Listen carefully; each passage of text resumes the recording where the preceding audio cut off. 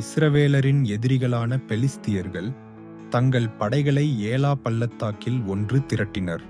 அவர்களுடைய வீரனான கோலியாத் இஸ்ரவேலர்களை நேருக்கு நேர் போருக்கு சவால் விட்டான். இஸ்ரவேலர்கள் பயத்தில் நடுங்கினர்.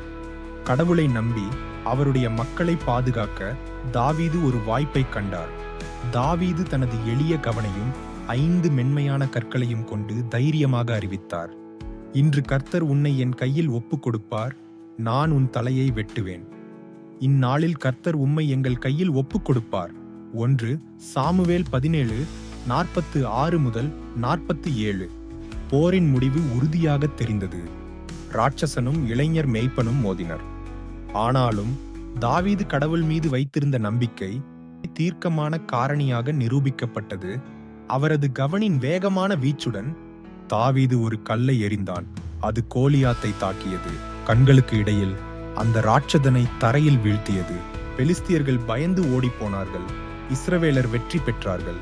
தாவீதின் துணிச்சலும் விசுவாசமும் அந்த நாளை காப்பாற்றின. மேலும் அவர் ஒரு ஹீரோவாக பாராட்டப்பட்டார்.